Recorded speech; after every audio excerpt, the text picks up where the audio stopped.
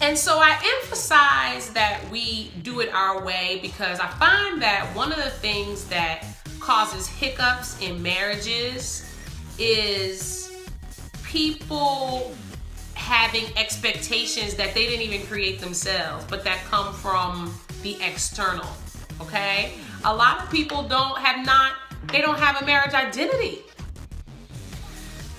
They do not have a marriage identity. They have a marriage that is problematic for them because they've adopted the identities of other people's marriages and other people's expectations and made them their own expectations. Okay? So when I say we've done it our way, ultimately, that is truth. And I say that because I hope that for those who need encouragement in their marriage, that you will do it your way, okay?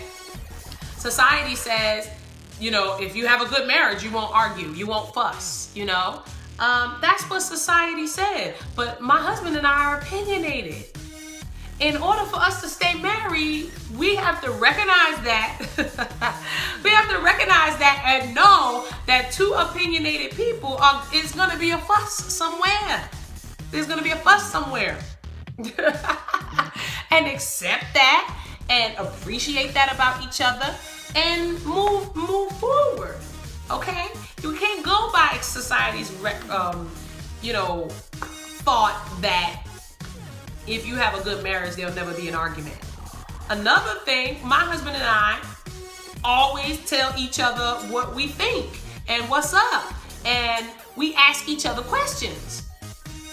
And I ask my husband questions that women don't ask their husbands. I know this for a fact because sometimes I'll ask a woman, well, what did your husband say when he found out you felt that way, or blah, blah, blah, blah, blah. What did your husband say? Or, and they'll say, I didn't say it to him. Why not? Like, I'm shocked. I'm shocked. Because I'm like, I say everything to my husband. And my husband, I've come home and I've told him, she said that she didn't tell her husband. And in years past, I've asked, am I not supposed to be telling you that? And, he said, of course you are. And he'll tell me from a man's perspective why it could be possible that a woman may not tell a man that, because this is how men generally react. Because he's a man, he's been around other men, and he knows that generally men will react a certain way if they're told certain things. So I'm like, oh, okay. And that helped me to understand things. So, develop a marriage identity. Don't go by the world's ways. You're going to end up with the world's results. And that is over 50% of marriages end in divorce, secular or Christian in the United States. Okay? They end in divorce. And those are the ones that just get divorced, not to mention the ones that are in misery but still married. Okay? You don't want those results. So if you want different results, you have to do something different. And I'm thankful that my husband and I are odd enough to have just done something different, And the future is what the future is. But as it stands today, we're optimistic, we're hopeful, and we're happy. We're optimistic, hopeful, and happy, okay? And, but because we are those things, we want to share it. And because we, you look at some people, even my husband and I do today, and I do believe that there are such thing as people who never fuss, never fight, never argue, and in that way have what some might call a perfect marriage. Actually, I actually believe in that. Like, I actually believe that that's possible. That is not my husband and I. And yet, we're all good. But that is not him and I.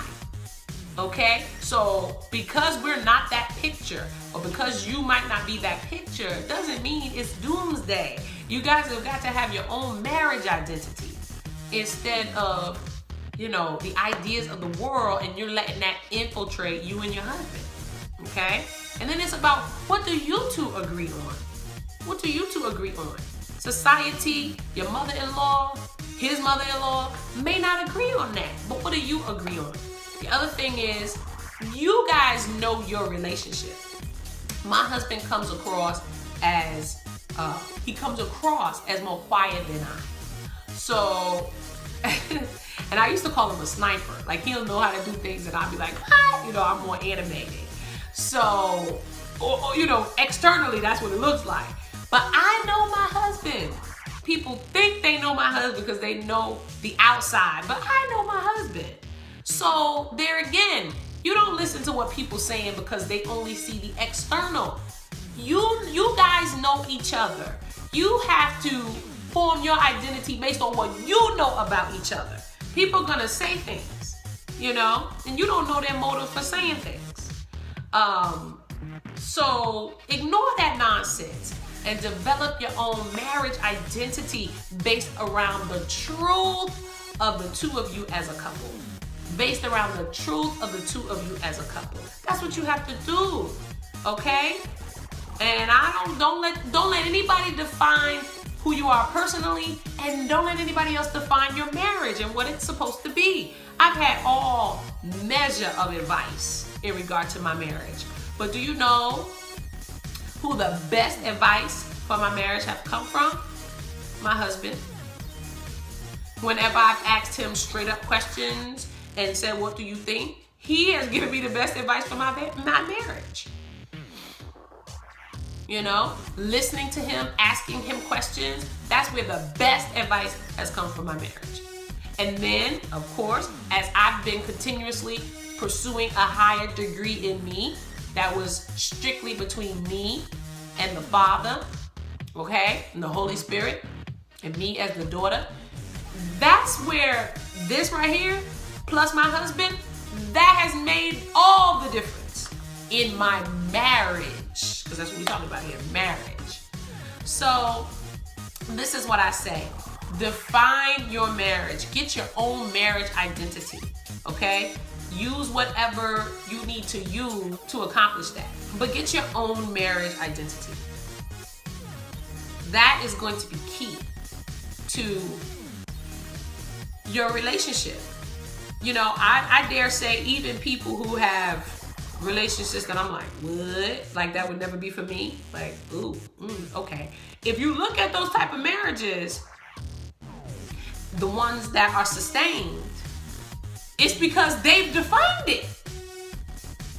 They have defined that marriage. I'm sure there are some marriages that are traditional and they've, you know, stood the test of time.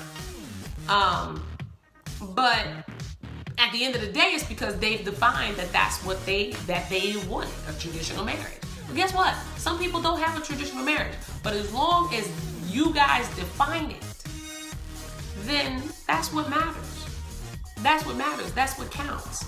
And please do not take outside advice before you take the advice that comes from within and from your spouse.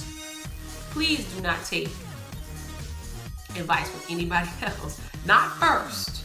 Definitely not first. And especially if they are not married successfully so. From as much as you know. And if they're not willing to give, you know, you information, then don't assume that they have a successful marriage. Okay? And also, successful meaning how you define success. If they're not successful in your eyes, then why are you talking to them about your marriage? How are they gonna help? Okay? So, you know, these are the things that's gonna help you, you know, develop a marriage identity. Develop your own marriage identity. Okay? And nobody can know that except you and your husband. Like I said, there are people that, from my perspective and what I'm called to, I'm like, that's a busy marriage identity. For example, people who, swing, I guess. But some of those marriages last longer than the Christian ones. It's because they develop a marriage identity. They know what they want, they've agreed to it. It ain't for me, but it's accomplished their goal of staying married and being happy. You know, it's not my thing. I